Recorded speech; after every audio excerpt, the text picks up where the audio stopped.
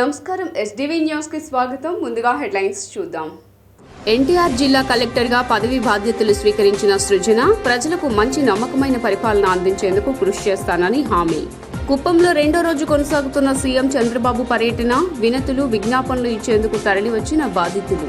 సాంఘిక సంక్షేమం, దివ్యాంగ సీనియర్ సిటిజన్స్ సంక్షేమ సంఘం శాఖ మంత్రిగా బాధ్యతలు స్వీకరించిన డోలా బాల వీరాంజనేయ స్వామి సీఎం చంద్రబాబు తనపై ఉంచిన నమ్మకాన్ని ఒమ్ము చేయనని వెల్లడి. పంచాయతీరాజ్ గ్రామీణాభివృద్ధి శాఖ ఉద్యోగులు, ఉద్యోగ సంఘ నేతలతో భేటీ అయిన ఉప ముఖ్యమంత్రి పవన్ కళ్యాణ్ గ్రామీణాభివృద్ధికి ఉద్యోగులు, ప్రజల సహకారం అవసరమని పిలుపు.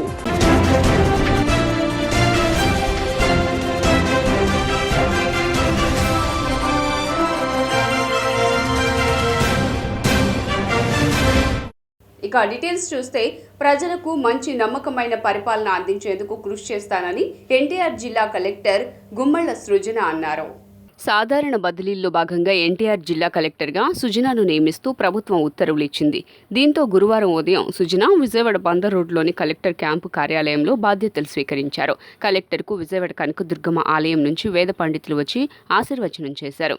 ఆలయం తరపున కార్యనిర్వహణ అధికారి రామారావు అమ్మవారి ప్రసాదాలను అందజేశారు. ఈ సందర్భంగా కలెక్టర్ మాట్లాడుతూ, కలుషిత నీరు సరఫరా కాకుండా చర్యలు తీసుకున్నామని, ప్రజా ఆరోగ్యమే తమ ప్రథమ లక్ష్యమన్నారు. నగరంలోని డయేరియా ప్రతిబింబించిన దానిపైన పూర్తి నివేదిక తెప్పించి ఆ సమస్య పరిష్కారానికి చర్యలు తీసుకునేలా నగరపాలక సంస్థకు తగు ఆదేశాలు ఇచ్చినట్లు తెలియజేశారు.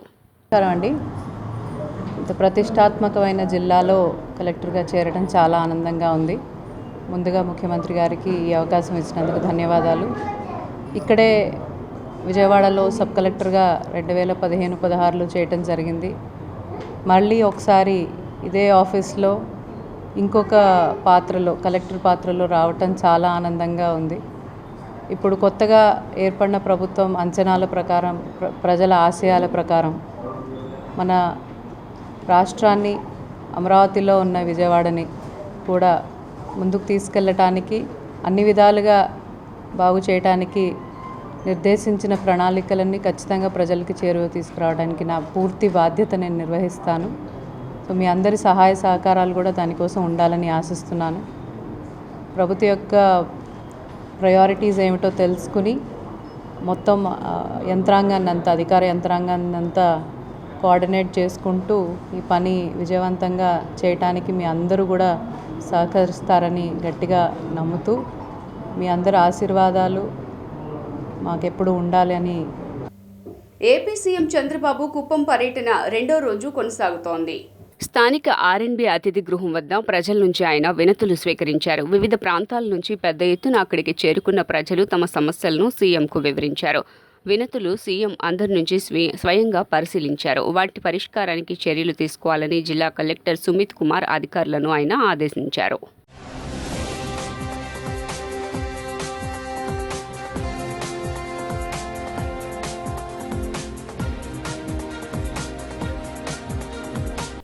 సాంఘిక సంక్షేమ, దివ్యాంగ సీనియర్ సిటిజన్స్ సంక్షేమం, సచివాలయ, విలేజ్ వాలంటీర్ల శాఖ మంత్రిగా డోలా బాల వీరాంజనేయ స్వామి బాధ్యతలు చేపట్టారు. సచివాలయంలోని 3వ బ్లాక్లో సాంఘిక సంక్షేమ శాఖ మంత్రిగా డోలా శ్రీ బాల వీరాంజనేయ స్వామి బాధ్యతలు స్వీకరించారు. 3 ఫైళ్లపైన ఆయన సంతకాలు చేశారు. అనంతరం ఆయన మీడియాతో మాట్లాడుతూ, తన మీద సీఎం చంద్రబాబు నాయుడు ఉంచిన బాధ్యతలను సమర్థవంతంగా నిర్వహిస్తానని తెలిపారు. తనకు కేటాయించిన శాఖల ద్వారా పేదలకు మేలు జరిగే అవకాశం ఎక్కువగా ఉందన్నారు. 2014-2019 కాలంలో కొన్ని గురుకుల పాఠశాలల్లో అదనపు సీట్లు ఇచ్చామని, గత ప్రభుత్వంలో జగన్ ఈ సీట్లను రద్దు చేశారని విమర్శించారు. ఇవి రాష్ట్ర వ్యాప్తంగా సుమారు 1600 ఉన్నాయని, సింగరాయకొండలో బైపీసీలో 40, ఎంపీసీలో 40 సీట్లు రద్దు చేశారు. వాటిని తిరిగి పునరుద్ధరిస్తూ తొలి సంతకం చేశామని చెప్పుకొచ్చారు.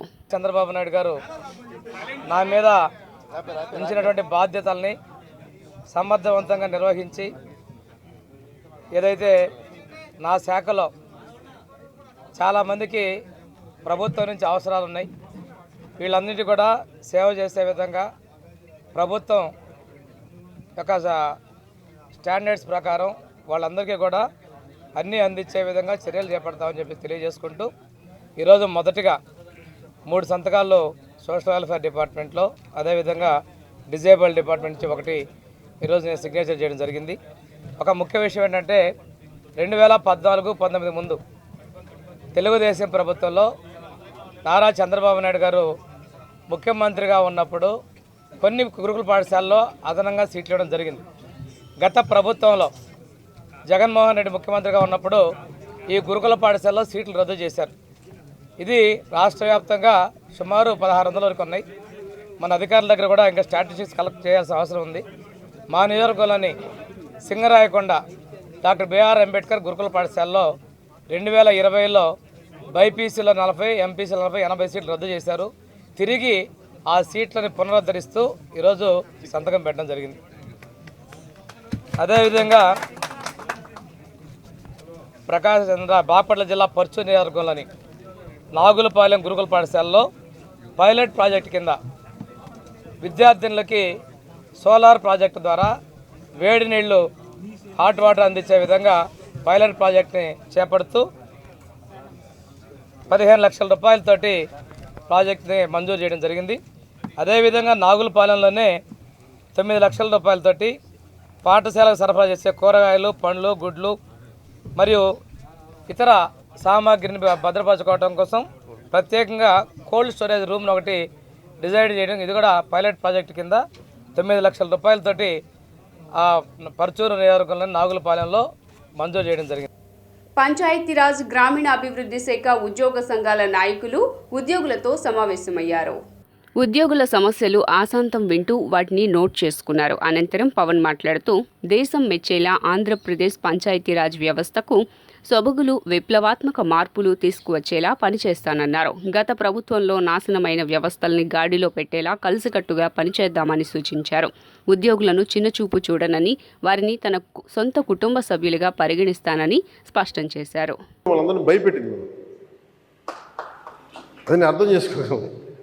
కానీ మేము మీకు భుజం కాసే వ్యక్తులు.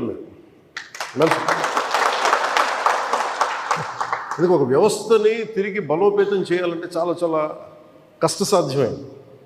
నాకు నిజంగా చెప్పాలంటే ఒకసారి నాకు ఇది నేను చాలా ఆనందంగా ఎంచుకున్న శాఖ. నేను ప్రభుత్వ ఉద్యోగ కొడుకుని, ఆ జీతాల మీద మేము పెరిగిన వాడిని. మా నాన్న జీతాలు రాకపోతే మమ్మల్ని స్కూల్ బయటికి పంపించి మళ్ళీ జీతాలు వచ్చిన తర్వాత మళ్ళీ స్కూల్లోకి అలౌ చేసినాయి. అవి కూడా ఉన్నాయి నా సంఘటన. అలాంటి సంఘటనలు ఉన్నాయి. అందుకే నేను కష్టాన్ని అర్థం చేసుకోగలను. అంటే 1వ తారీఖు జీతం రాకపోతే ఏమవుద్దు నాకు అనుభవం ఉంది. అలాగే ఆఖరి వారంలో డబ్బులు అయిపోతే కూడా ఆ పరిస్థితి కూడా నాకు తెలుసు. మాకు పొరపాటున మేము ఏదో ఇవి జరిగిపోయినాయి, కానీ మేము ఇలా ఈ సినిమా రంగంలో ఇవన్నీ ఉండటం వల్ల బేసిక్గా చాలా సాధారణ స్థాయి నుంచి వచ్చాం. కాబట్టి అన్నిటికంటే కూడా సాధారణ స్థాయి మాకు భగవంతుడి వచ్చిన మమ్మల్ని తీసుకొచ్చిన సాధారణ స్థాయి కష్టాలని మేము మర్చిపోం. అందుకని ఈ రోజున రోడ్ల మీద బయటికి వెళ్ళి ఎందుకు ఆగి ఎందుకు మాట్లాడుతానంటే ఆ కష్టం ఎలా ఉంటుందో నాకు తెలుసు. ఇందాక మీరు ఇచ్చిన రిప్రజెంటేషన్ కూడా ఆ కష్టం ఎలా ఉంటుందో నాకు తెలుసు. సో ఇలాంటి స్పందనకి వెంటనే ఉంటుంది. కదా నేను కోరుకునేది అంటే మిమ్మల్ని గత ప్రభుత్వం మిమ్మల్ని భయపెట్టింది.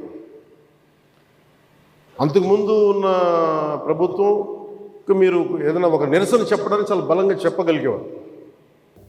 దెబ్బతిన్న రహదారులను 376 కోట్ల మేర బడ్జెట్ను సిద్ధం చేశామని ఆర్ఎండ్బి శాఖ మంత్రి బీసీ జనార్దన్ రెడ్డి పేర్కొన్నారు.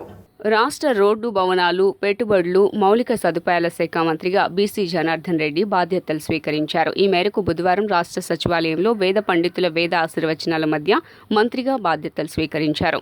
ఈ సందర్భంగా మంత్రి మీడియాతో మాట్లాడుతూ 2014-2019లో ఆర్ఎండ్బి శాఖకు బడ్జెట్లో 14,970 కోట్ల రూపాయలు కేటాయించగా 12,064 కోట్లు ఖర్చు చేయడం జరిగిందని, అనగా 80% ఖర్చు చేసినట్లు తెలిపారు. కాగా గత ప్రభుత్వం 2019-2024లో ఆర్ఎండ్బికి 19,428 కోట్లు బడ్జెట్లో కేటాయించి కేవలం 9,015 కోట్లు, అనగా 46% మాత్రమే ఖర్చు చేశారని తెలిపారు.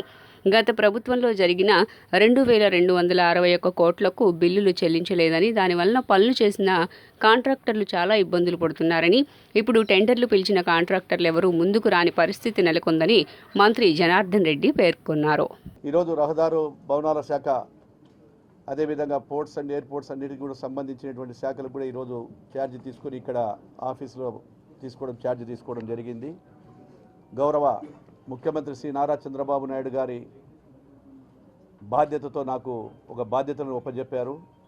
గౌరవనీయులైనటువంటి ముఖ్యమంత్రి గారి బాధ్యతలు చెప్పినాడో అవన్నీ కూడా సక్రమంగా చేసి ఈరోజు ఈ యొక్క ప్రతి కార్యక్రమాన్ని దిగ్విజయం చేస్తానని ప్రమాణం చేస్తూ ఉన్నాను. మా తెలుగుదేశం ప్రభుత్వం హయాంలో 2014 నుంచి 19లో రహదారులు మరియు భవనాల శాఖకు 14,900 కోట్ల రూపాయల బడ్జెట్ కేటాయించడం జరిగింది. ఇందులో 12,000 కోట్ల రూపాయలకు పైగా ఖర్చు చేయడం జరిగింది. అంటే బడ్జెట్లో 80% ఖర్చు చేయడం జరిగింది. 2014 నుంచి 19 వరకు మేము చేసినటువంటి ఖర్చు అది. గడిచిన వైసీపీ ప్రభుత్వంలో అంటే 2019 నుంచి 24 వరకు ఈ యొక్క R&B శాఖకు 19,428 కోట్ల రూపాయలు బడ్జెట్ కేటాయించారు. ఇందుకు గాను కేవలం ఖర్చు పెట్టింది 9,000 కోట్ల 15. అంటే కేటాయించిన బడ్జెట్లో కేవలం 46%. అంటే తెలుగుదేశం ప్రభుత్వంలో 80% మేము చేస్తే వైఎస్ఆర్ ప్రభుత్వం వచ్చిన తర్వాత కేవలం 46% మాత్రమే చేయడం జరిగింది.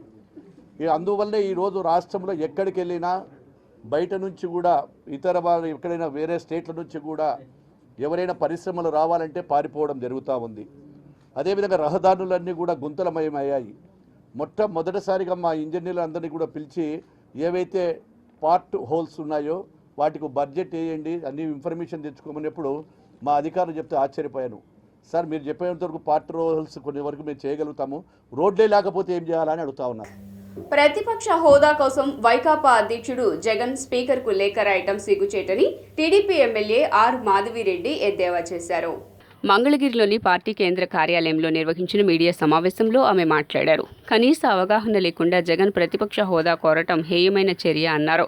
మొత్తం సభ్యుల్లో 1/10 వంతు ఉంటేనే ఆ హోదా వస్తుందన్న విషయం కూడా ఆయనకు తెలియకపోవటం బాధాకరమన్నారు. ప్రజల వద్దకు వెళ్లి ముఖం చూపించుకోలేక కుయుక్తులు లేపారని విమర్శించారు. స్పీకర్ ఎన్నిక రోజు వైకాపా ఎమ్మెల్యేల్లో ఒక్కరూ అసెంబ్లీకి రాలేదన్నారు. మాజీ సీఎం జగన్మోహన్ రెడ్డి గారు ప్రతిపక్ష హోదా కోసం ఒక స్పీకర్ గారికి లెటర్ పంపించడం జరిగింది. అందులో భాగంగా ఆర్టికల్ 208 ప్రకారము 10% టోటల్ స్ట్రెంత్లో ఉండాల్సిన అవసరం లేదని చెప్పారు. ఈరోజు ఒకసారి పార్లమెంట్ మెంబర్గా, 3 సార్లు ఎమ్మెల్యేగా, ఒకసారి ఆంధ్రప్రదేశ్ సీఎంగా పనిచేసిన జగన్మోహన్ రెడ్డి గారు అసెంబ్లీ రూల్స్లో ఈ విషయం స్పష్టంగా ఉన్నది అన్న విషయం కూడా మర్చిపోయి ఒక శాసనసభ స్పీకర్కి లెటర్ రాసినప్పుడు ఏ విధమైన అవగాహన లేకుండా రాశారు.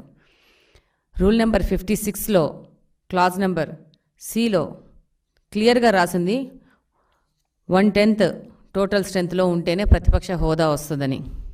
ఈరోజు జగన్మోహన్ రెడ్డి గారు తన యొక్క వైఫల్యాలకి రకరకాల కారణాలు చూపడం మొదలుపెట్టారు. ఈరోజు ప్రజలకు మొహం చూపించే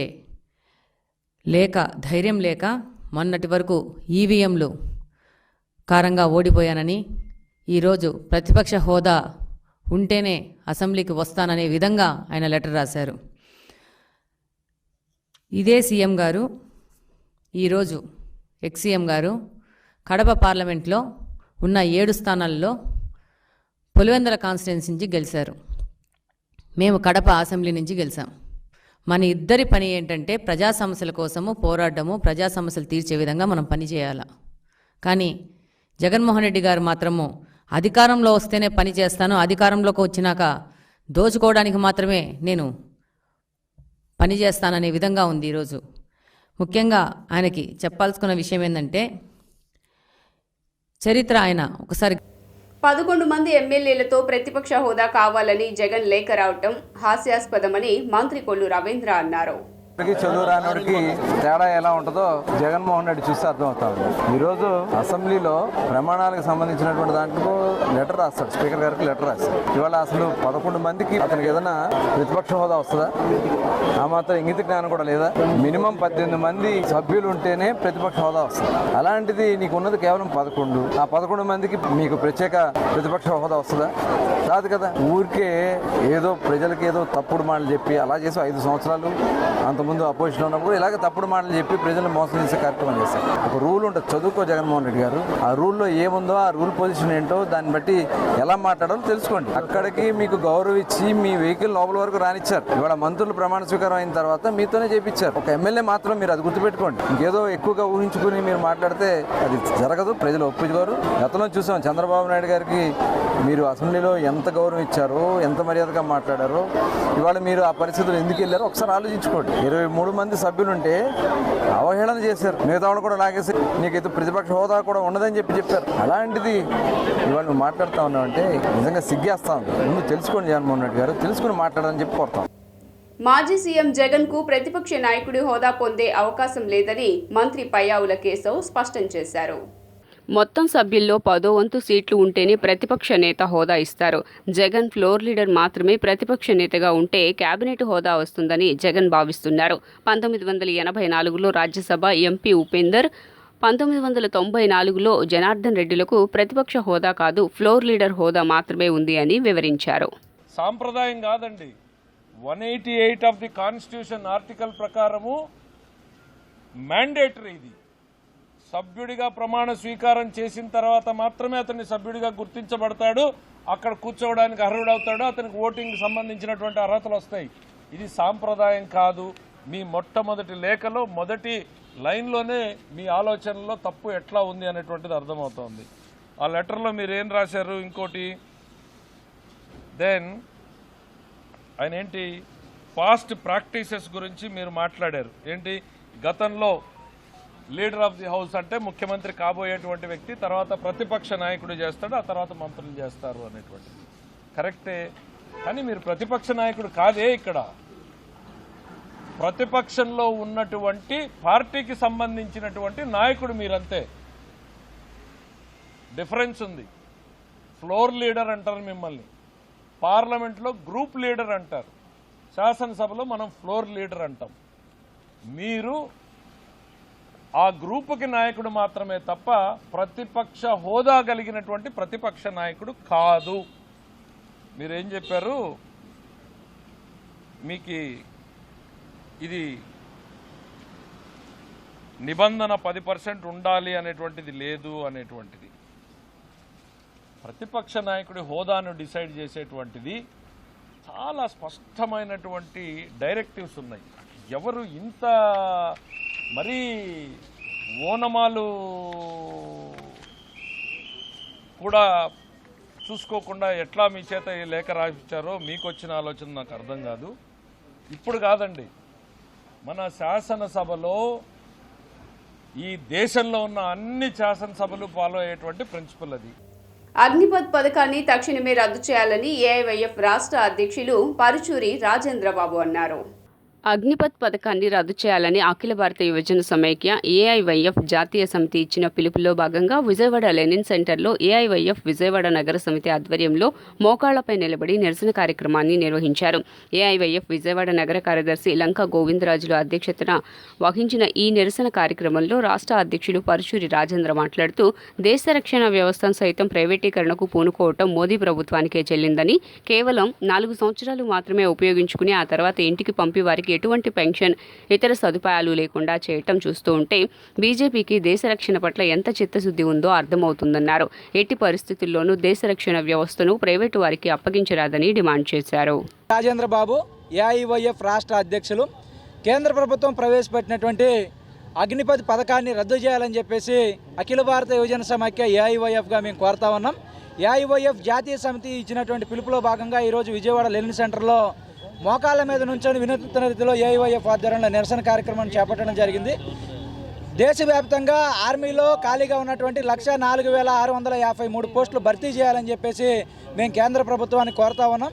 కేంద్ర ప్రభుత్వం ప్రభుత్వ రంగ సంస్థలనే ప్రైవేట్ వ్యక్తులకు దారాదత్తం చేస్తుంది అనుకుంటే ప్రైవేట్ రంగ సంస్థల్లో దారాదత్తం చేయడమే కాదు, ఈ దేశానికి రక్షణ సంస్థలైనటువంటి ఆర్మీ త్రివిధ దళాలను కూడా మేము ప్రైవేట్ వ్యక్తులు దారాదత్తం చేస్తామనేటువంటి పద్ధతిలో కాంట్రాక్ట్ బేసిక్లో మేము 4 సంవత్సరాలు పనిచేస్తే 100 మంది పనిచేస్తే దాంట్లో 25 మందినే మేము అగ్నిపథ్ పథకంలో పెట్టుకుంటామని చెప్పేసి పెట్టడం సరైనటువంటి పద్ధతి కాదు. ఆ విధంగా చేయడం వల్ల దేశ భద్రతకు సంబంధించినటువంటి అనేక రహస్యాలు బయటికి వెళ్ళేటటువంటి ప్రమాదం ఉంది. కాబట్టి ఆ విషయంలో పునరాలోచన చేసి పాత పద్ధతిలోనే రిక్రూట్మెంట్ చేయాలని అగ్నిపథ్ పథకాన్ని రద్దు చేస్తూ దేశవ్యాప్తంగా ఖాళీగా ఉన్న 1,53,653 పోస్టులకు సంబంధించినటువంటి ఆర్మీ పోస్టులను భర్తీ చేయాలని చెప్పేసి ఈరోజు ఏఐవైఎఫ్గా మేము కోరుతాం. వార్తలు ముగించే ముందు హెడ్లైన్స్ మరోసారి. ఎన్టీఆర్ జిల్లా కలెక్టర్గా పదవి బాధ్యతలు స్వీకరించిన సృజన ప్రజలకు మంచి నమ్మకమైన పరిపాలన అందించేందుకు కృషి చేస్తానని హామీ. కుప్పంలో 2వ రోజు కొనసాగుతున్న సీఎం చంద్రబాబు పర్యటన, వినతులు విజ్ఞాపనలు ఇచ్చేందుకు తరలివచ్చిన బాధితులు. సాంఘిక సంక్షేమం, దివ్యాంగ సీనియర్ సిటిజన్స్ సంక్షేమ సంఘం శాఖ మంత్రిగా బాధ్యతలు స్వీకరించిన డోలా బాల వీరాంజనేయ స్వామి సీఎం చంద్రబాబు తనపై ఉంచిన నమ్మకాన్ని ఒమ్ము చేయనని వెల్లడి. పంచాయతీరాజ్ గ్రామీణాభివృద్ధి శాఖ ఉద్యోగులు, ఉద్యోగ సంఘ నేతలతో భేటీ అయిన ఉప ముఖ్యమంత్రి పవన్ కళ్యాణ్ గ్రామీణాభివృద్ధికి ఉద్యోగులు, ప్రజల సహకారం అవసరమని పిలుపు. SDV న్యూస్ ఇంతటితో సమాప్తం. తిరిగి వార్తల్లో మళ్ళీ కలుద్దాం. అంతవరకు సెలవు. నమస్కారం.